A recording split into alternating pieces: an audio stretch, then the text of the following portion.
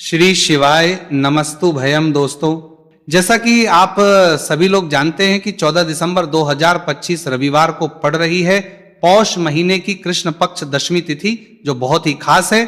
और दोस्तों, ये वो तिथि है जो कि पौष महीने में रविवार को पड़ रही है, तो इस दिन का महत्व और भी अधिक बढ़ जाता है।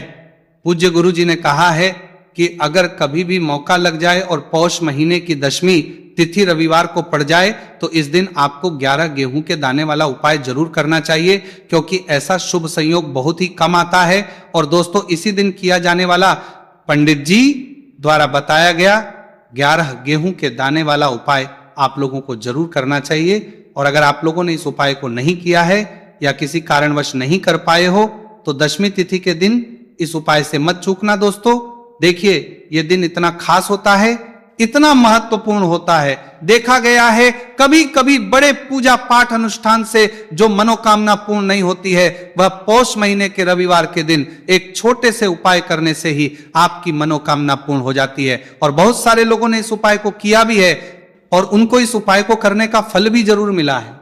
अगर आप लोग भी इस उपाय को रविवार दशमी तिथि के दिन करना चाहते हैं तो आप इस उपाय को पहले अच्छे से समझ लेना, सुन लेना, उसके बाद करना। आपको इस उपाय का फल जरूर मिलेगा। करना, आपकी सभी मनोकामनाएं पूरी हो जाएंगी। दोस्तों, हम आपको यहां पर बता दें कि ये जो 11 गेहूं के दाने वाला उपाय है, ये उपाय पंडित जी ने अपनी अभी की शिव महापुराण की कथा में ही बताया है।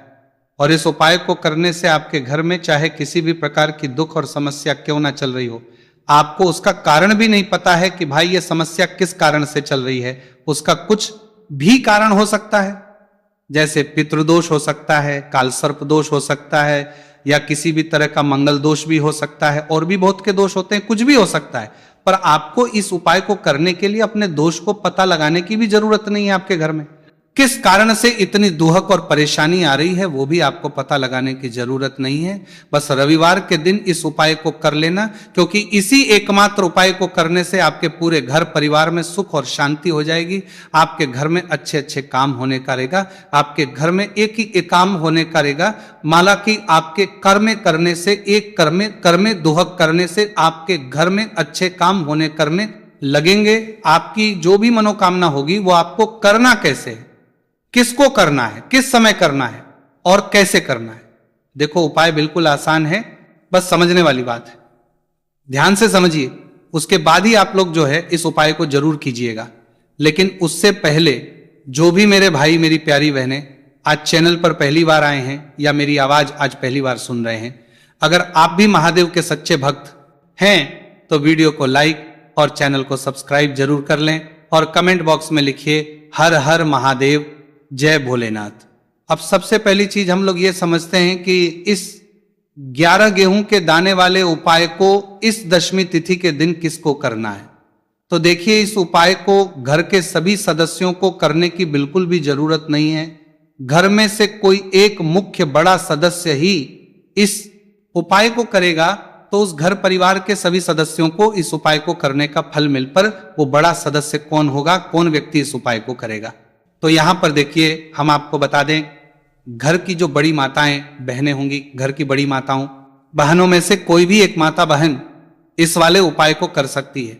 अपने पूरे घर परिवार के लिए घर में सभी सदस्यों को इस उपाय को करने की जरूरत नहीं है। मात्र घर की जो बड़ी माताएं बहनें हैं, उनमें से कोई भी एक माता बहन इस वाले उपाय को करेगी, उसके घर परिवार के पूरे सदस्यों को इस उपाय का फल मिलेगा। अगर किसी कारणवश माताएं बहनें घर में उपस्थित ना हो या वो इस उपाय को ना कर रही हो, कुछ दिक्कत हो, तो भाई उस जगह पर फिर घर का कोई बड़ा व्यक्ति भी इस उपाय को कर सकता है। माताओं बहनों के कहने का मतलब ये था कि माताएं बहनें घर की लक्ष्मी होती हैं। जब घर की लक्ष्मी कोई उपाय करती है तो निश्चित ही भगवान शिव जी बहुत जल्दी प्रसन्न होते हैं और उपाय का फल में बहुत जल्द और बहुत बड़ा करके भी यहां पर देते हैं।